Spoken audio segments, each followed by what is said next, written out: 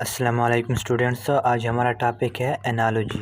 Analogy के MCQs और bulb के पोर्शन में इसके बहुत सारे एमसीक्यूज़ आते हैं, तो आज हम इसको डिस्कस कर लेते हैं और इस पर कंसेप्ट अपना क्लियर कर लेते हैं। तो एनालॉजी में इस तरह होता है कि हमको कंपैरिजन एक हिंट्स के तौर पर दिया होता है और हमने उस कंपैरिजन को अपने दिमाग में मद्देनज़र रखते हुए अपने क्वेश्चन को हल करना होता है। तो सबसे मैं आप लोगों को एमसीक्यूज़ में समझाता हूँ किस तरह इसके एमसीक्यूज़ आते हैं और बल्ब के पोर्शन में। तो सबसे पहले मैंने एनालॉजी को दो टाइप्स में डिवाइड किया। एनालॉजी नंबर 1, तो इसका क्वेश्चन नंबर 1 है कि if book is 2 page then pen is 2।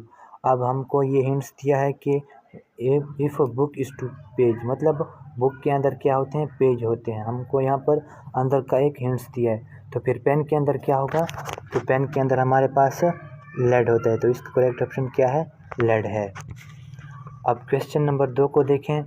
If finger is to elbow then toy is to. अब हमको यहाँ पर हिंट्स दिया है कि अगर फिंगर जो है ना वो एल्बो और देन टॉय इज़ टू क्या होगा। तो यहाँ फिंगर को एल्बो से कंपेयर किया, मतलब एल्बो बेंट होती हैं सिमिलरली, तो टॉय को नी से कंपेयर करेंगे क्योंकि नी बेंट होते हैं। So toy is the correct answer. So toy is to knee हमारे पास इसका क्या है, करेक्ट आंसर है। अब क्वेश्चन नंबर 3 को देखें। Pension is to retirement and pay is to.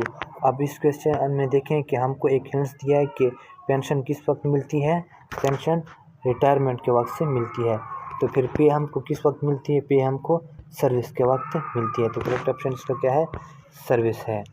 अब क्वेश्चन नंबर 4 को देखें। Islamabad is to Pakistan. अब इस्लामाबाद क्या है, पाकिस्तान का एक कैपिटल है। अब यहाँ पर कैपिटल से कंपेयर किया है। देन ढाका इज़ टू, तो हमको पता है कि ढाका किसका कैपिटल है, ढाका हमारे पास बांग्लादेश का। तो करेक्ट ऑप्शन इसका सी, बांग्लादेश है। अब क्वेश्चन नंबर 5 को देखें।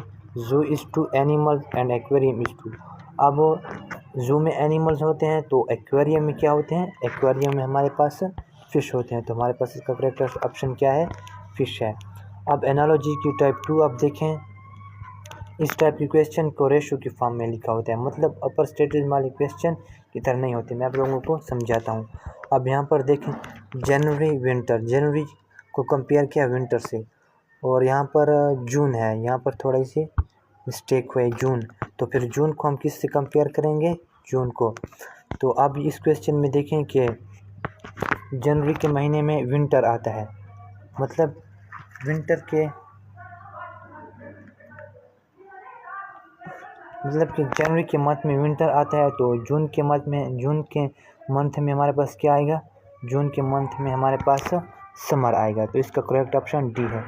अब यहाँ पर सी ऑप्शन को भी देख सकते हैं कि वो इससे थोड़ा झूलता है, क्योंकि वहाँ पर समर जून, लेकिन आप देख सकते हैं कि इधर जो हमको हिंट्स दिया है कि पहले जनवरी पहले महीना आया है, उसके बाद उसका मौसम विंटर आया है।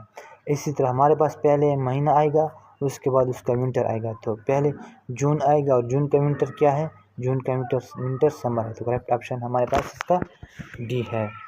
अब क्वेश्चन नंबर 2 को देखें। Brain is to neurology. अब इस क्वेश्चन को देखेंगे। Brain is to neurology then body is to. अब इसमें आप देखें कि ब्रेन की स्टडी को हम क्या कहते हैं, ब्रेन की स्टडी को हम न्यूरोलॉजी कहते हैं, और बॉडी की स्टडी को हम क्या कहते हैं, फिजियोलॉजी। तो हमारे पास इसका करेक्ट ऑप्शन क्या होगा, इसका करेक्ट ऑप्शन हमारे पास फिजियोलॉजी होगा।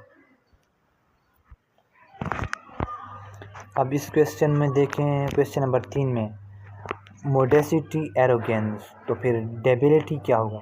अब यहाँ पर देखें कि मोडेसिटी को किससे कंपेयर किया, उसका एंटोनिम से। तो मोडेसिटी का एंटोनिम क्या है, मोडेसिटी का एंटोनिम है एरोगेंस। तो फिर डेबिलिटी का एंटोनिम क्या होगा, डेबिलिटी मतलब कमज़ोर।